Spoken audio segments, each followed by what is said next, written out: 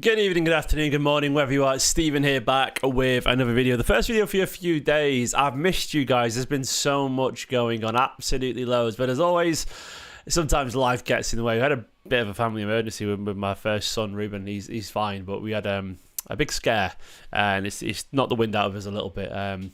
Like ambulances and all that kind of stuff. He's absolutely fine. It's all good, but a bit traumatic. A day or two to get over it. Back now, though, doing videos, so you have to excuse the absence. It's family. Things happen like that, unfortunately. Very terrifying. But he's okay, so that matters. But here to talk about loads of things. Loads of news around the world of Manchester City. There's been James Trafford news since I last went live. There's been Diogo Costa news. There's been Ederson and Kounde news. There's been James McAtee news. There's been some rumours around some in the nose and Morgan Gibbs White. There's been absolutely loads going on. Yeah, my son is okay, by the way. It was he has an allergy and he had a severe reaction. We got on top of it very quickly. It's very scary, though. A bit of Livramento news as well. It's very scary. Most scariest thing of my life, almost certainly. But we're okay. Just very sleep deprived and very stressed about it. I finally can face the world today and doing a video. But yeah, all that stuff. I had to get that off my chest because I had to tell you because it'd be bugging me otherwise. And yeah, I just needed to clear it and get over it in my head, if that makes sense. It's sort of my own getting over the trauma, so to speak. Livramento update today as well, going around. Fabrizio Romano's been over the James Trafford stuff. I want to start with James Trafford, actually, because I saw that news just an hour or so before that aforementioned family scare happened, and I was very ready to go live and do a very exciting video on this before it all kicked off. Look, now obviously you guys all know there's no point in me updating, but I'll do a quick summary anyway. There was a pivot towards James Trafford a couple of days ago as a main target, and it's moved very quickly with Fabrizio Romano reporting that that James Trafford has accepted a return to City if they can reach an agreement with Burnley on a transfer fee. And it's one of those things where it looks very obvious that James Trafford wants to go. Now, I've got a personal, quite a strong opinion on this because I've watched James Trafford play for an awful long time. Many years ago, I used to go to academy games quite regularly, and James Trafford was the number one keeper at youth level when I was going regularly. And James followed me on Instagram, on Twitter, and so on. And I think even he's messaged me a couple of times saying he's seen me out and stuff like that, and replied to a couple of things I've done in the past and whatever. I even once replied to his Instagram story of an assist he did saying moving like Ederson, which he replied saying, nah, moving like myself. So I admire the confidence he's got there. The point I'm making is that I know James Trafford very well. Not as a person, but as a footballer. And I know he's a nice lad and very confident as well. And I know how much he wants this. He really wants this. And I think he's capable. I've got tweets going back from like 21, 22, where I was saying he should be backup keeper over Bazunu and Zach Steffen at the time, who were the rumoured backups and so on, because I rated him that highly. I think he's a cracking keeper. He's young, of course. There's absolutely loads of room to improve. Only very young still. But he's got an immense amount of natural talent as a goalkeeper. And when this news broke, I was very, very excited because there was many reasons to be excited by the James Trafford news. Before I get on to the actual analysis of why it's exciting, I'll talk about the latest updates for what it's worth. Fabrizio Romano last night saying that he's accepted a return to City if they can reach an agreement on a transfer fee. City apparently want to negotiate the transfer fee. They've got around a 40 million release clause fee, apparently. City, obviously, there might be a sell-on fee of 20%, which would get a few million off. There could also be some rumored interest in Ortega for Burnley, which could maybe lead to some sort of swap deal or something like that. I don't know. But there's lots of room to negotiate there. And this is, of course, off the back of Ederson leaving to Galatasaray, which I'll get onto later. There was some rumours going around today, by the way, about Diogo Costa potentially coming to City via Mage Football. I don't know, a newspaper, basically. But that's been swiftly denied by a guy close to the press pack in here in England. Ty Marshall, senior football writer at Manchester Evening News, said City have no interest in Diogo Costa. And Fabrizio Romano has also replied to City Extra saying Trafford is the name. And everyone's saying it's James Trafford that City are going for. Duncan Castle saying God will have to change first choice keepers. I will not stand away with Ederson if perfect fee can be achieved. And what else? Yeah, basically, it looks like it's going to happen. They're just trying to negotiate a fee on this now. Look, I love this idea. The reason I love this idea, for one, is for what it's worth, I don't think he's fully 1 billion% guaranteed to be ready. I can accept there is an element of a gamble here in terms of he's young, there will be mistakes. We are definitely planning for the future with this. And I expect there to be some rough edges around this transfer if he comes in, because naturally when you sign a 22, 23-year-old goalkeeper, they are going to make mistakes when they're stepping up from Burnley in the Championship last season to Manchester City, who are challenging for not just the Championship, the Champions League and trophies like that. It's an incredibly high level, an incredibly high step up. It's going to get to him every now and then. But not necessarily to the extent that maybe some would presume. That's the point, mistakes are subjective, mistakes affect different people in different ways. I feel like James Trafford is a very logical decision, because I've actually seen a lot of James Trafford play for the academy sides, and he's remarkably composed with the ball. I think he's actually better than he showed at Burnley. I watched him, do those dangerous passes that Ederson does all the time, cutting out 3 or 4 players in the back line. I've watched him ping it far. I've watched him be very confident and turn away from attackers and keep the ball. I've watched him essentially ping it around, pass it really nicely. Is he Ederson level of passing the ball? No. Probably not, but he's a lot closer to Ederson than, say, Donnarumma is. Miles closer to Ederson than Donnarumma is. And Donnarumma's just been part of a heavily possession-based, brilliant side that's just won everything, essentially, in Europe. So he's, there's many different ways. It's not like you can only really win, play Guardiola's way if you've got the best passing goalkeeper in the world. You have to have a good one. And I think that's, what James Trafford, he ticks the box entirely. I think he's more than good enough. And the thing is, for me, I think the symbolism of the transfer would be really exciting too. You want to see academy players break through. He's not a City fan, from what I'm aware. If you actually Google, there's an interview with him when he was about 13 years old. He's from the Peak District, I think. I think he's from Cockermouth, actually. And I think he's a Chelsea fan, from what I can recall. But don't forget, he was at Manchester City from a very young age, and he's got obviously a great affinity to the club, an awful lot of love for the club, and I suspect City is his aim more than anyone else, because he's been at City from a young age, watching Ederson, watching Guardiola train all these greats, and he probably wanted to be number one. I think I would argue his number one goal in football is probably to be Manchester City's number one, because that has been his childhood growing up and his aim. So I think this is an awful big ambition for him, and I expect he's got, even though he's not directly a City fan, an awful lot of love for the club, because they gave him this chance and they helped him towards this potentially great career. And the symbolism is important, because the reputation has always been that if you leave Manchester City, you're probably not going to come back. We've seen so many great players who've gone on to big things and get big money transfers. Sancho got a big money transfer away from Dortmund. Obviously, it's failed after that, but that was one that people initially were like, well, what have City done there? Romeo Lavia got a big transfer. Morgan Rogers, done really well. Cole Palmer. Lots of players are doing quite well. Liam Delap, back to Chelsea in a post-Manchester City world. And a lot of people are starting to ask questions saying, look, are City going to use these buyback clauses? Are they going to get anyone back? Is it even possible to return? And I think James Trafford returning shows that not only is it possible to actually get in the first team as an academy player, proven by Rico Lewis, Nico Riley, Phil Foden, people like that, it's also possible to come back to the club if the circumstances are right. I think it's very important that we show that route is possible. We sold him, what was he pushing 20 million?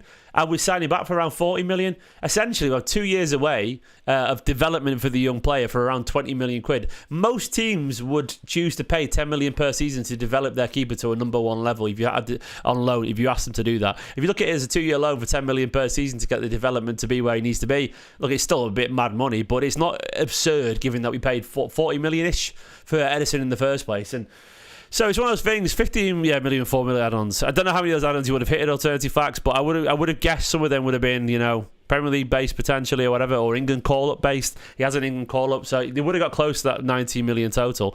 Either way, look, I think it's very important that he comes back, and I do think he has the talent. Look, my honest opinion of him, I enjoy him. He's like a big lad. Not sure he's quite 6'6", as the internet seems to think he is. I think he's more like 6'3", 6'4", but he's got a big, wide frame. He's excellent reflexes, a very instinctive shot stopper, very reactive, a very not reactive, proactive goalkeeper actually. He's aggressive. He likes to rush out. He likes to claim crosses. He's an assertive keeper, which I like, which I think is very suited for the Manchester City way. And his position's good. I agree. He's got all the raw tools. There are some, things for him to improve. I think he could even get better on the ball potentially. I saw some people suggest he's not the fastest backpedaling towards his own goal. So when it comes to one-on-ones, he can get caught a little bit. But this will get better, you know. His feet position occasionally could maybe be marginal a bit better when he sort of launches himself to the side. You know, he sort of shoves his feet one way to get back the other, which maybe slows him down a little bit. But his reflexes are still really good, man. And you know, he achieved great things last season with Burnley. You know, 29 clean sheets in 45 games. He's already been in the England squad. Look, he's a really good goalkeeper, and keepers don't really peak until around 30. And so I think at this point, you've got a keeper that I would be buzzing to see back at Manchester City. I think it's incredibly exciting to have him back at City, because he's just a brilliant player, a fantastic player. And it's one of those things where if we got him at City, I would be delighted, because he has everything that we need, you know, in a young keeper. I don't think he's quite like a 9 out of 10 fit for it yet, but he's more like an 8 out of 10 fit for it, and he can get better and better and better, and I expect he will do if we're patient. And look, if we play as well as you want to do. By the way, I've just seen a little bit of news, by the way. This is interesting. Let me show you this bit of news that I've just seen. Rumours around Jules Kounde. I mean, apparently inquiries around Jules Kounde. That, to me, by the way, strikes me as contract negotiations. I'm going to take that with a pinch of salt until I see better sources there. But I don't think that's probably true. I think City would take Jules Kounde in a heartbeat, but he's clearly going to stay at Barcelona. So as much as you see that, I'd take that. He's clearly contract stuff. I'm going to quote tweet that right now. Clearly using City for a new contract there.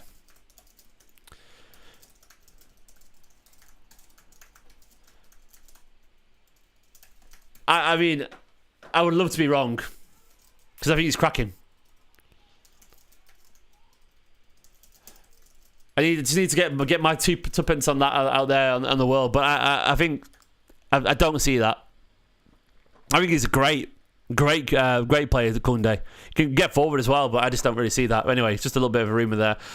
It's one of those things where, yeah, it's definitely a new contract. Absolutely a new contract thing with Kounde. Like, I don't see that as... I mean, we were in for him years ago, don't forget, before we got Diaz. He went Koulibaly, Kounde, then we got Ruben Diaz, which turned out to be a pretty good deal in the end, let's be honest.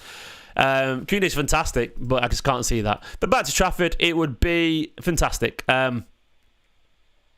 It'd be fantastic news, because I think he's got everything that you need as a young goalkeeper, and I think it's important to show that the route is there. And once again, the most important thing is homegrown. We need homegrown players. We do, and I think James Trafford, for many reasons, ticks the box. And you'd expect, if we're keeping the ball better, playing better, you'd have less to do. And Trafford, he's good at rushing out, he's good at sweeping up, he's good at passing, he's a good shot stopper.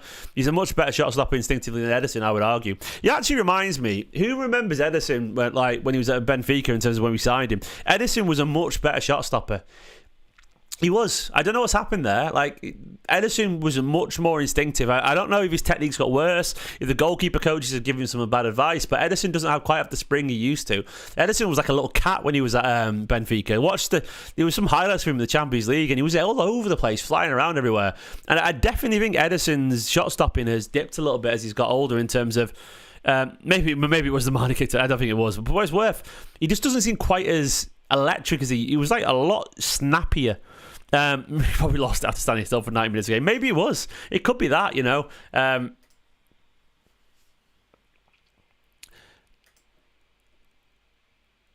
The Beal from City Report, by the way, disagrees with me there, saying not really the way the news is framed. Source is better than that too.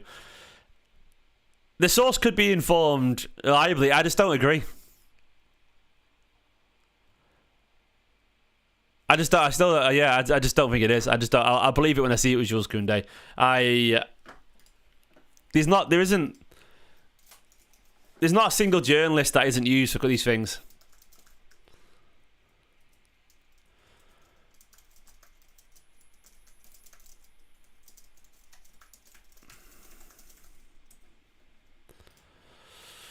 No, I don't see it. But either way, yeah.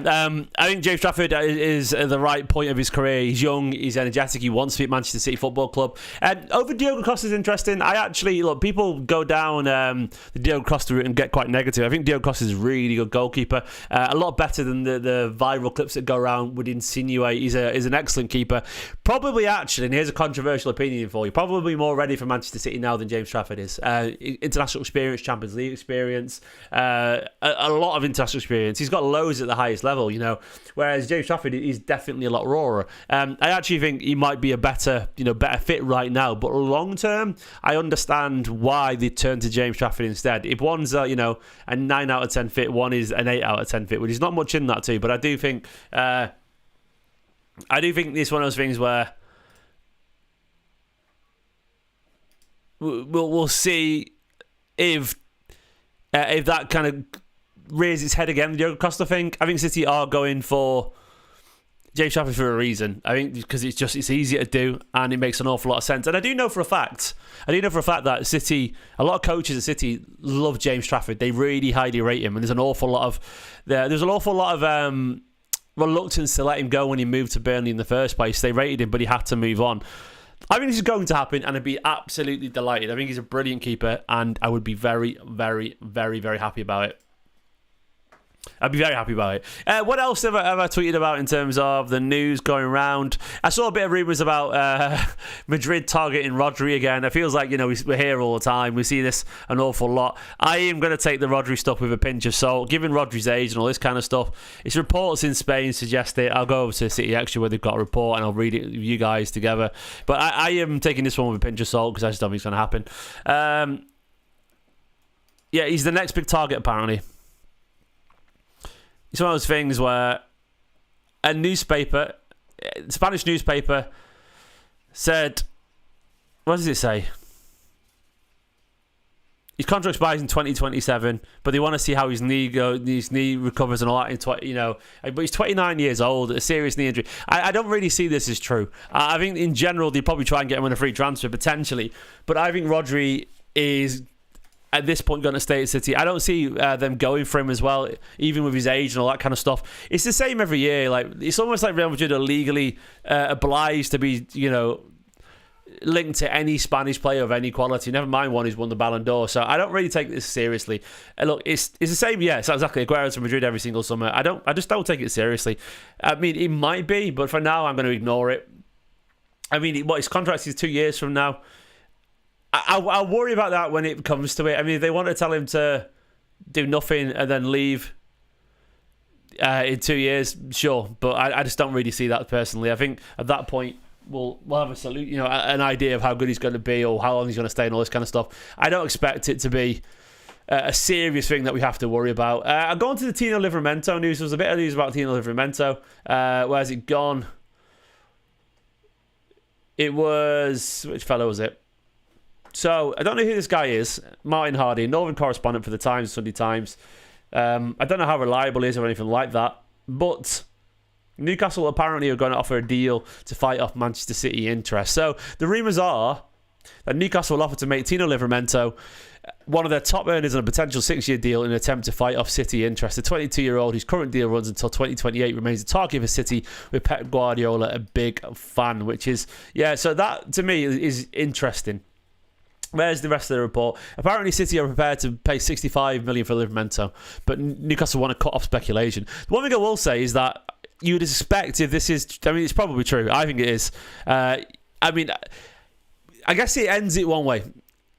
Not. If he signs a contract, it's done. If he doesn't sign a contract, then at that point you think Newcastle would start to worry a little bit. When does his contract run out? I guess it's like 2028. Yeah, he's got a long time left, so Newcastle won't be sweating buckets yet, will they? Really, with 3 years left on his contract.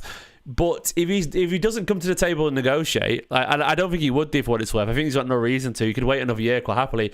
But I suspect he's not on the biggest wage in the world. A decent whack, don't get me wrong, and I think we'd all kill to be on it. Probably more in a week. Twice as much than we're all earning a year, but I still think you could probably get 2, 3, 4 times what he's earning at Newcastle, probably at City.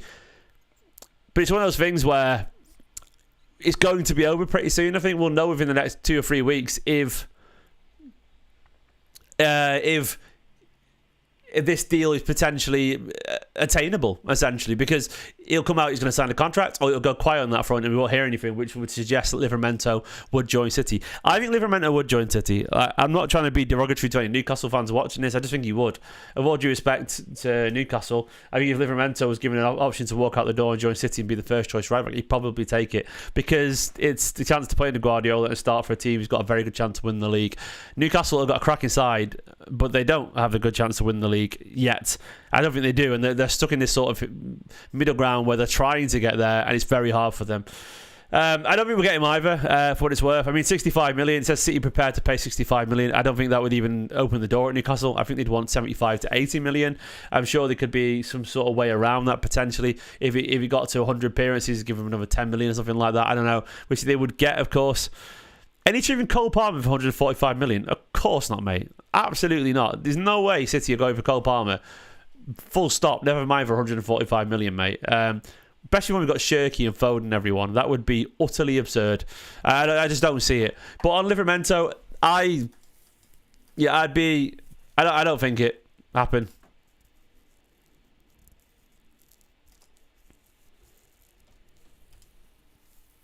Yeah, it's one of those things where I just don't see it's going to happen personally. I think if it's too hard to do. I'm reading more about the Kounde stuff. I just don't believe it. I'm sure City would take Jules Kounde, but I don't think there's any interest in joining City at all. So it's a very convenient interest which you can use as leverage to get a better contract. I am going to ignore that, absolutely. I just don't think it's even worth discussing personally, Jules Kounde. I think it's clearly agent talk, not really based on reality. Maybe not, I don't know. What else has been going on? Ederson and Akanji updates. What's the latest on Ederson on that front? That is going to happen. Apparently the offer was really low for Ederson, and City want a little bit more. The proposed deal, it's not been offered yet, allegedly. But they're all discussing constantly. So Ty Marshall at MEN has said that the offer's not come in yet, but people have suggested that they've offered €3 million, which is absurd, and City find it too low. There's lots of very contradictory things going around, and I suspect, as always, the difference between firm talks and informal talks, it's not something we tend to understand as fans, but they happen all the time. Things are spoken about, negotiated before they put a bid in. Like, so many bids are made that aren't official, if that makes sense. So it's one of those things where new tweet, Livramento off. Yana Moran, what have you tweeting there, mate? Let me have it.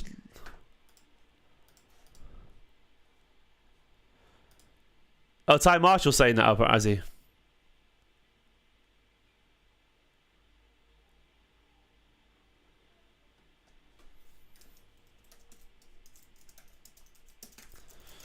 I don't know.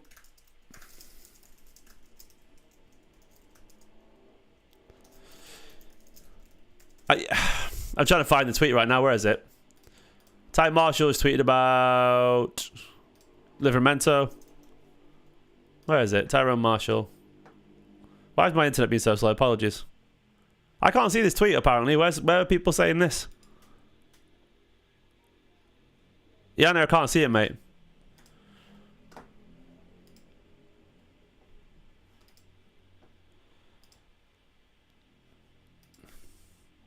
I'm just trying to find it. Manchester Evening News.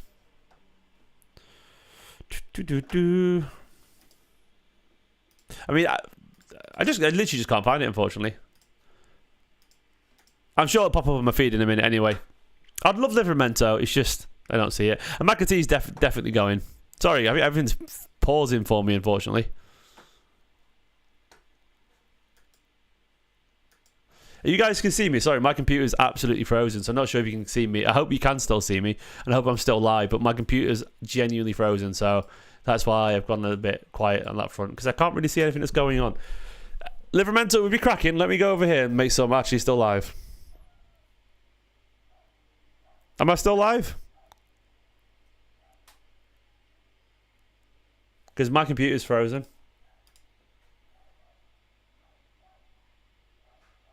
Yeah, I don't know what's happened. Sorry, my computer's just crashed a little bit.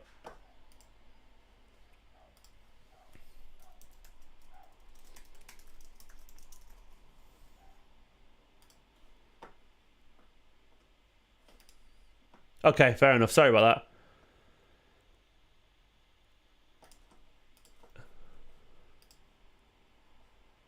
that. Like, if I type anything now, my computer just grinds to a halt.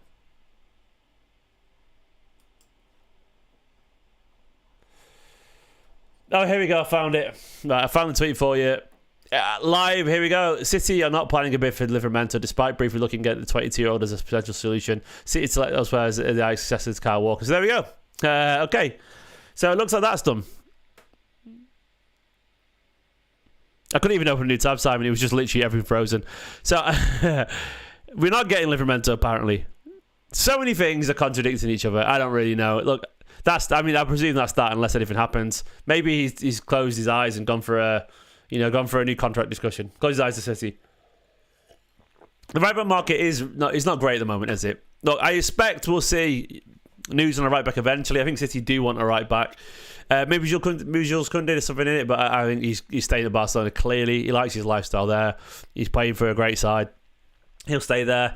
What other options are there? The Martin Fernandez was... I think maybe if we get like Ederson in as a homegrown... There's some rumours as well. I saw some rumours from Resident in the Know on Twitter suggesting that we could be back in for Gibbs White, which would be another homegrown player if someone else left. I don't know who, but at that point... I mean, Dumfries maybe, but... Yeah, Martin Fernandez is the guy for me as well, actually. He looks brilliant, doesn't he? But once again, it's the homegrown thing. Van der Sar, I don't know much about Van der Sar. You guys would have to inform me on Van der Sar. Is he really good? You'll have to tell me how good this Van der Sar fella is. 24 years old. He's at Monaco. Is he really good? Is he good? I don't really know anything about him. I know his name and that's about it. I've not paid any attention. Did he start for Brazil? Archie Gray would be amazing, but Spurs aren't going to let him go. Archie Gray's a cracking footballer. I really like him. Look, he's so like it's just tough with the whole homegrown thing. That's the only thing that could happen is that we signed with a homegrown player elsewhere, like James Trafford, for example, which changes the goalkeeper situation because it means you've got one or two foreign slots disappearing from the squad potentially. I do wonder if Ortega as well is going to move on as well as Ederson. Kanji potentially moving on too. It's very complicated from my very tired brain to try and process right now. Citizen is a fan of Van der Sar, strong and aggressive defence, and good defensively as well. I'll have to watch him. I can't sit and tell you that he's great. I don't know. The thing is, as much as I always worry, that some of these players playing for, I'm sure Nunes would look great for Monaco as well. It's such a high level step up that you have to have it all. He's currently the Brazil number one right back as well. It's a good point. B, available for 30 million. Well, I would suspect Hugo Viana knows a lot about him for obvious reasons because he's a name that everyone knows. He's Brazil's number one right back. I don't sit and watch Brazil these days either. I used to feel like I knew everyone all the time, but it's not their expertise for me, Brazilian footballers. Jed Spence would be great as well. He's a cracking footballer, Jed Spence. He's a really good player, but I don't see that either. It's a difficult one, isn't it? It's a difficult one. We'll see. There might be another update later on. I will go live again if I get a chance to tonight, if there's any more news breaking. For now, though, I'm going to leave it there and help the wife get the little guy to bed because it is getting a little bit late for him.